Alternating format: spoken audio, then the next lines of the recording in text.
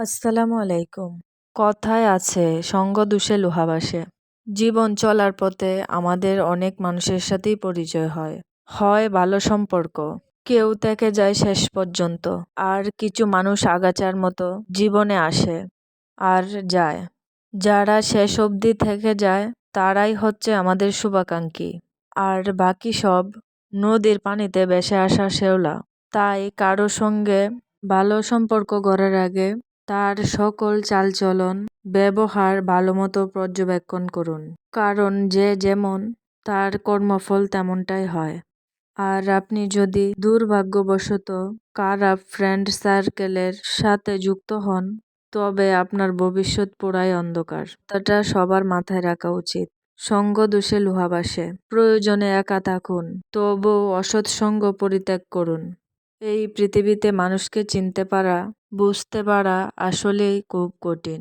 মানুষ চিনতে সময় লাগে, কারণ কেউ দূরে থেকেও পাশে থাকে, আর কেউ কাছে থেকেও বিশ্বাসঘাতকতা করে। কেউ কেউ গভীর ভালোবাসা বুকের মাঝে লুকিয়ে রাখে, আবার কেউ মিথ্যে ভালোবাসার অভিনয়ে মুহূর্তেই বলে ফেলে, আমি তোমাকে ভালোবাসি। কেউ প্রতিশ্রুতি দিয়ে হারিয়ে যায়, আবার কেউ বিদায় বলে বারবার ফিরে তাকায়। কেউ আলোর পথ দেখায়, আবার কেউ অন্ধকারের গভীরে ঠেলে দিয়ে বলে ভালো থাকো।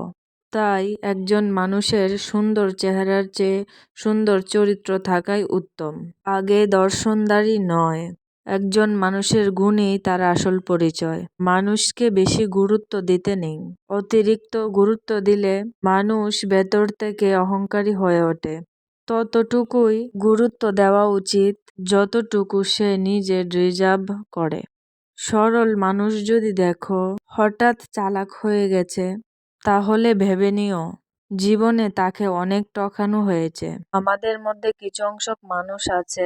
আমাদের মধ্যে অনেক মানুষ আছে যারা সব সময় অন্যকে ঠকানোর চিন্তায় থাকে, কারণ তারা সব সময় থাকে অন্যকে নিয়ে। তারা নিজেকে নিয়ে ব্যস্ত থাকার চেয়ে অন্যকে নিয়ে ব্যস্ত থাকাই বেশি পছন্দ করে। কিছু অংশক মানুষ আছে আপনার সাথে উপরে অনেক ভালো দেখাবে, আড়ালে গিয়ে সে আপনার খারাপ মন্তব্যটাই করে। এইসব মানুষ থেকে দূরে থাকাই উচিত। যত দূরে থাকবেন ততই মঙ্গল। মানুষের জীবন চলার পথে অনেক বাধাবিঘ্নই থাকে, আর অনেক ক্ষেত্রে দেখা যায় কিছু অংশক মানুষের জন্যই বাধাবিঘ্নতা বেশি আসে। তারা সবসময় চাইবে আপনি সবসময় খারাপ পরিস্থিতির মধ্যে থাকেন। ভালো থাকা একদমই তাদের ভালো লাগে না। সবসময় আল্লাহ তাআলার কাছে বলি, হে আল্লাহ, তুমি সবাইকে হেদায়েত দান করো, আমাদের সঠিক পথে চলার তৌফিক দান করো।